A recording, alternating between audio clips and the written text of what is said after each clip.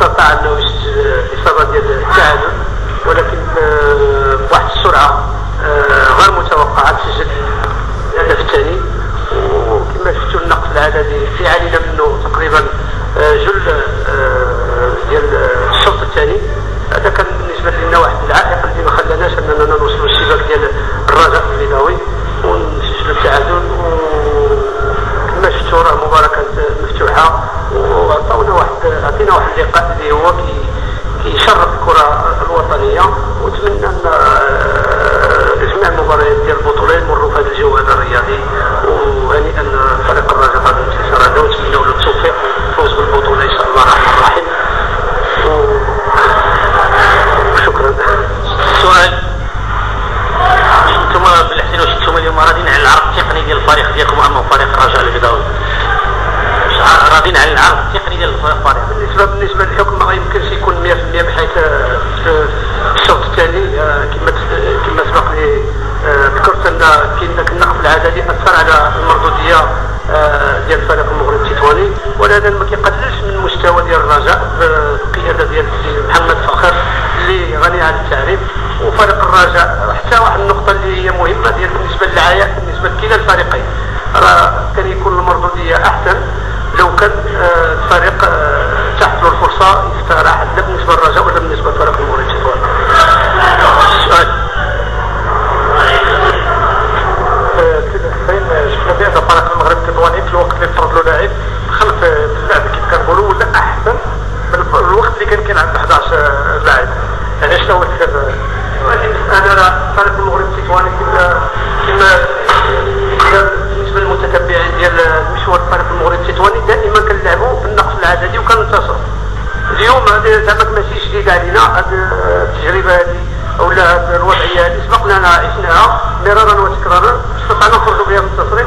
اليوم حنا اللي كان مهم بالنسبه لنا وخلال التصريحات ديال عادل العمري انه بغينا نلعبوا كره اللي هي في المستوى ديال الجمهور، وبغينا نقدموا عروض اللي في المستوى اللي كتليق بالقيمه ديال فريق الرجاء وديال فريق المغرب التطواني، والنتيجه كتبقى للاقوى.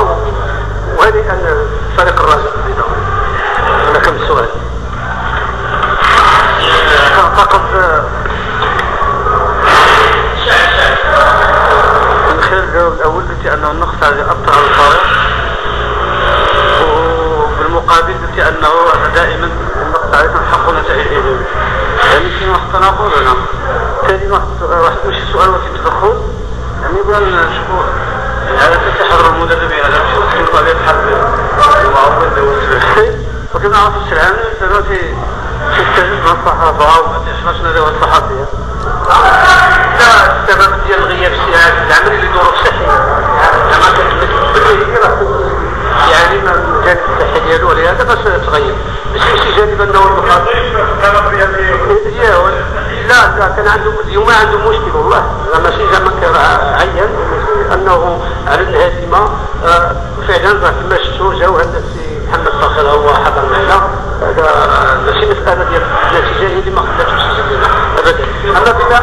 اما كما تكلمت على النتيجه لا اما كما تكلمت على النتيجه هذه بدون باش كنقول لك شي حاجه اللي راه يمكن يوقع. هاد المباريات اللي دوزناهم استطعنا نحققوا الانتصار والحمد لله. هذا مبشر بالخير مع الرجاء بالنقص العددي واستطاع يتسجل عليك الهدف.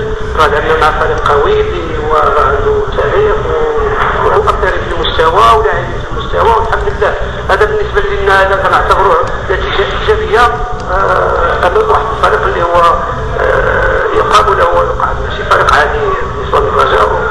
وهذه كما شاهدتوا حتى انتم بالشهاده ديالكم قلتوا بان فريق المغرب التطواني كان في المستوى رغم النقص العددي. هذه الشهاده ديالك ماشي هي ديالنا وديال المتتبعين اللي خلوها.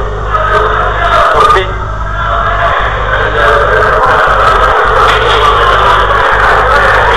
غير واش المسائل التقنيه الاخوان راه هضروا فيها، نمشيو للمسائل الاداريه اللي كان ممكن وخاصه غادي واش كاين شي بالنسبه للرئيس واش كاين شي عزوف شويه مع انا كتكرر المسائل التقنيه تتكلم فيها والمسائل الاداريه بغينا نمشي الكره ديالنا لقدام كل واحد يهضر.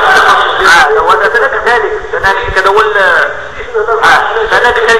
ولكن عامه ربما تكون القضيه شويه محاكه لا حيت احنا لاحظنا الغياب ديال العائله عمرون ما كانوش في لاتريبين المولفين كيجيو يا اشرف يا عبد الملك المولفين كيكونوا وكنعرف بان الرئيس هو اللي كيجور التران ولكن التسبع ديال المباريات غيكون الشكل زعما انا معتقد ماشي تبع المباريات يمكن ان تغيب ولكن باش نقول لك ان كاين شي اسباب اللي هي ما كنظنش وما عرفتش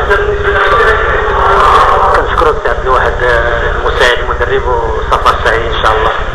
انا بالمناسبه باش نهني السي محمد فخر اللي كنعتبره استاذ ديالي واستاذ زعما هنيئا فريق الرجاء البيضاوي بهذا الاطار هذا الحمد لله خلنا واحد البصمه كبيره في مدينه تطوان لا على مستوى التقدير لا على مستوى اللاعبين وحنا زعما كذا كنعتبروه واحد من العائله وكنتمنى ان فريق الرجاء عرف شنو هو هذا الكنز هذا اللي تحافظ عليه وهذا في وجهه نظري